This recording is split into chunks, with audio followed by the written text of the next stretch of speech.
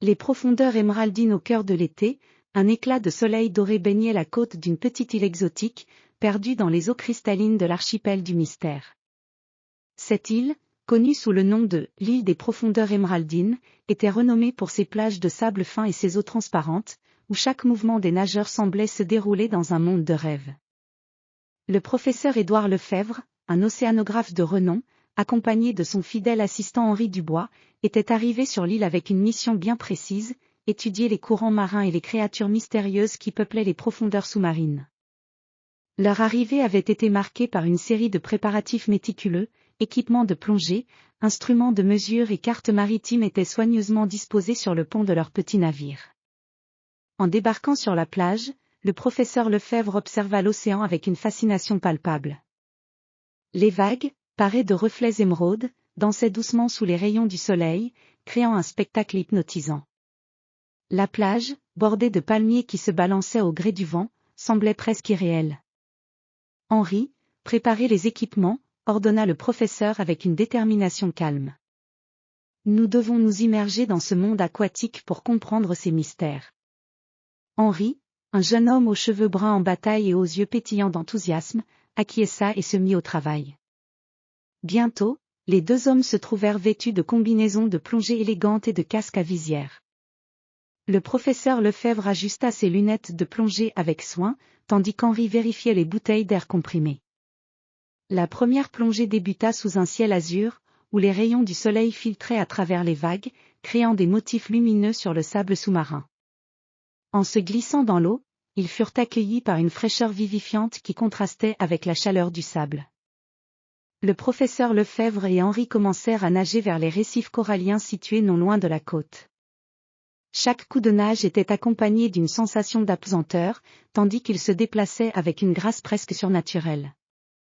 Les récifs étaient d'une beauté envoûtante, des coraux aux couleurs vives, allant du rose pâle au violet profond, formaient un paysage sous-marin incroyable.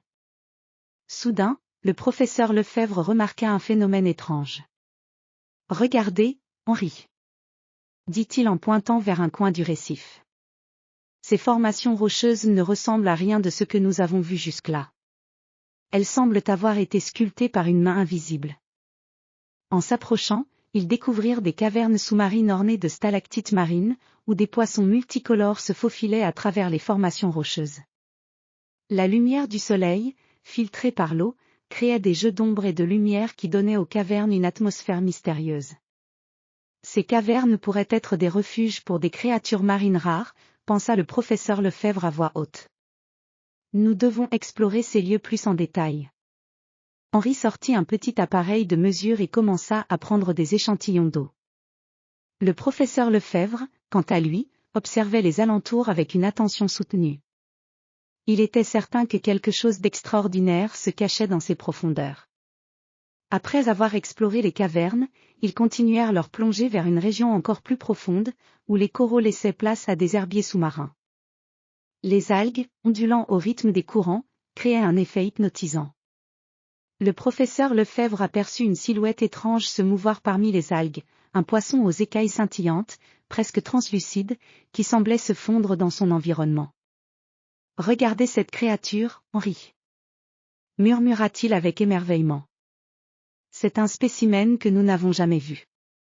Henri, intrigué, nota soigneusement les caractéristiques du poisson dans son carnet. Ils poursuivirent leur exploration, découvrant de nouvelles espèces et des formations géologiques étonnantes. Chaque instant sous l'eau était une révélation, une aventure dans un monde à peine compris. À la fin de la journée, les deux explorateurs regagnèrent le rivage, fatigués mais exaltés par leur découverte. Le soleil se couchait lentement, peignant le ciel de teintes orange et pourpres.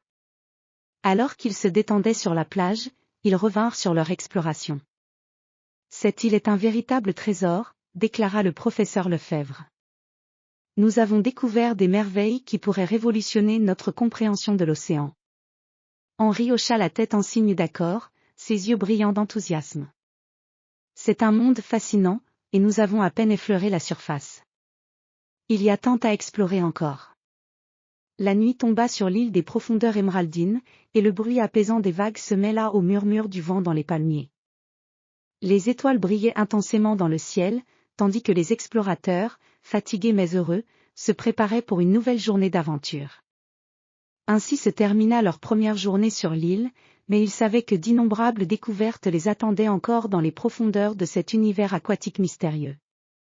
Leurs rêves étaient peuplés de créatures marines et de mystères sous-marins, et ils étaient impatients de plonger à nouveau dans cet océan de merveilles.